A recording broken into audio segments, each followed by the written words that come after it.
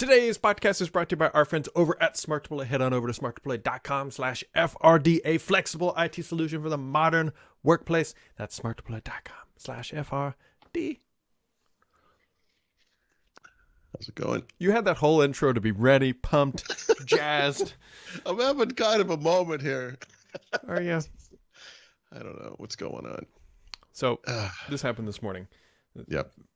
There's hard to say this without sounding pretentious. So I take my kid to school in the morning, and in the golf cart, there's video games you can play on the screen. Like they built them in. One of them's called Cat Quest, and it's like a, I don't know, it's an adventure game designed for kids, whatever. And so it kills me. So you're familiar, like in the magical world, there's things called like mana, like it's like an energy thing. Yep. My daughter believes it's called mayonnaise. Yes. She's like, Daddy, we're out of mayonnaise. I'm like, mayonnaise? Yep. Like, we don't have mayonnaise. Like, Mom and I, it's like, look, the purple line, we're out of mayonnaise. I just had a conversation related to this with someone on Twitter where he was talking about the word hyperbole. Mm-hmm. And he was saying, I went my whole life not understanding how that word was pronounced. And then I guess I said it on the podcast or something. And he's like, oh, like that. It's not like hyperbole. Like I've actually said it wrong myself, you know. And what I told him, and this is the defense of your daughter, and this is true, is I had the same problem. I've always had the same problem. Many words, and it doesn't matter. I have a convoluted example of it, but the long and the short of it is, I think this happens a lot when you read, and you read words that aren't normally used out in normal conversation. Yep. So your brain does a thing and you say, well, this is the word. And then later in life, you hear it said correctly and you're like, wait, I've been doing this wrong my entire life. And like, that's happened to me a lot. So I would say in your daughter's case, it's fine. I mean, no, I just thought it was hilarious because I kept calling it mana and she called it mayonnaise. And like, right. Another one of those words is, this one tripped me up for a while. Just same thing. Paradigm. Because if you look at it, it looks like paradigm. Yeah. Paradigm. Yeah. And it's paradigm. Sure. This is tons of words like this. And then you can throw in the whole British mispronunciation of everything, and then it turns into a game. Aluminium, anybody? Yeah. With their S's and their Z's, swapping those. Sure. Or maybe we swapped them. I don't know. They get Boston accent, drop R's, add R's. I think we can all agree, though, it's called Z and not Z. Oh, please, obviously. Yeah. Looking at you, Canada. Zed. I also am not a fan of the British pronunciation of numbers in sequence. Like you say Microsoft 365 instead of 365. Mm-hmm.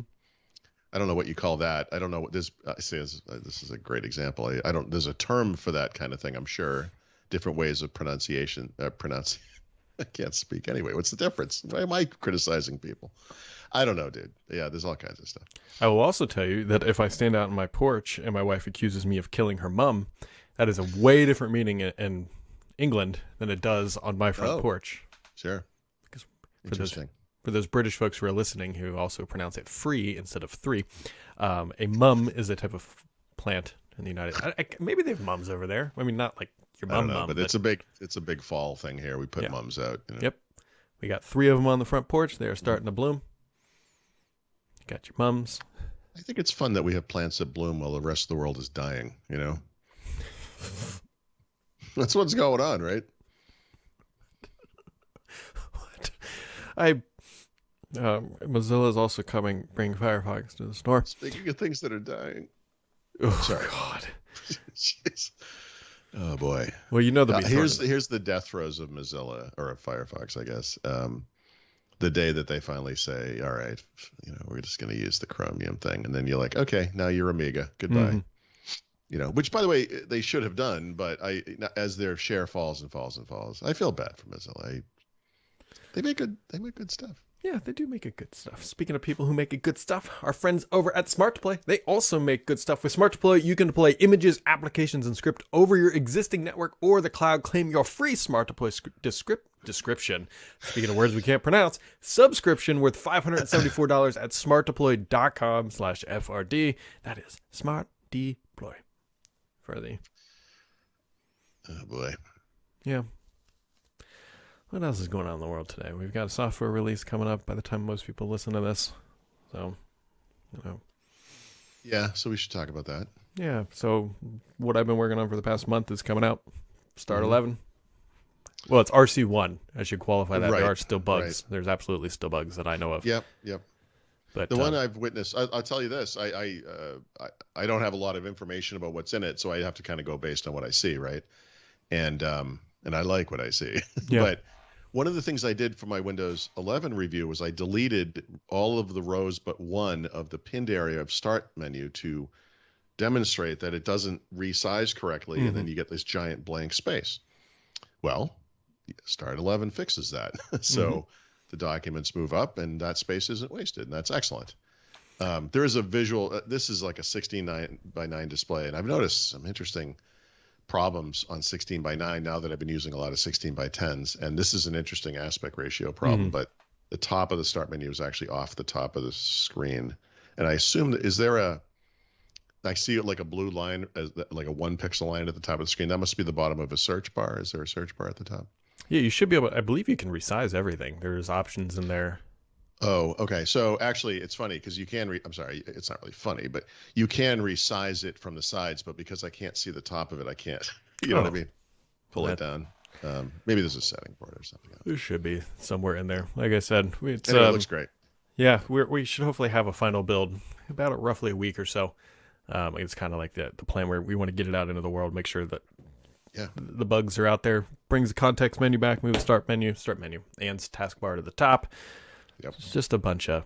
There's also just a bunch of nice little options. Turn off the blur on the taskbar. Automatically color the taskbar. This is like a lot of little things like that. It's one of those things that's totally worth stepping through every part of the settings. Yeah, which is honestly one of the challenges with building this out is not so much building it, is that there's so many things that you can do, which also means that there's so many things you need to test and make sure they don't go wrong. I mean, because you can think about it, there's also, you can adjust the size of the taskbar. Microsoft doesn't let you do this. They're small. Right. By the way, that's huge. And because the taskbar is huge in Windows 11 compared to Windows 10, and everything is huge. Like if you have two screens side by side, exactly the same, Windows 10, Windows 11, you could have a file explorer window with like 10 or 12 whatever files in it. You can see the whole thing.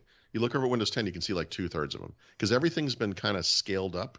And there's no real, I mean, you can configure it UI scaling, but there's no, at least in Windows 10 and earlier, you could change the size of the taskbar to small, right? You could do that. And then Start 11 lets you do, I think it's small, medium, and large, whatever the name. Yeah.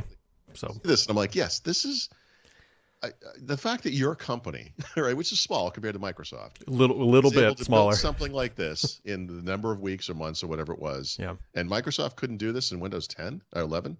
That's ridiculous. And I'm sure you're excited about it, but I mean, well, here's one of the interesting things that we have to consider while building this is Microsoft going to ship? Is Microsoft going to ship any of these fixes before a year? If they don't, then obviously that's great for us, and if they do, that's also great because it's good for the user. But that then goes against Microsoft saying like, hey, we're only shipping one feature update per year. My belief is that Microsoft will update Windows 11 many times during the next year and not wait for that next version. And look, we don't know what they've ordered, the feedback, and but we do know things like the ability to move the taskbar around is one of the top requests.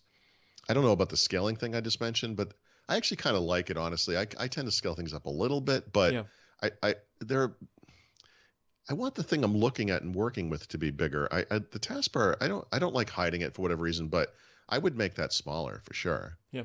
And I just feel like these are things that should be in Windows, but I feel like look, even if Microsoft came out tomorrow and said every single feature in Start 11 we're doing tomorrow, I still think it's worth spending for now. It's $5.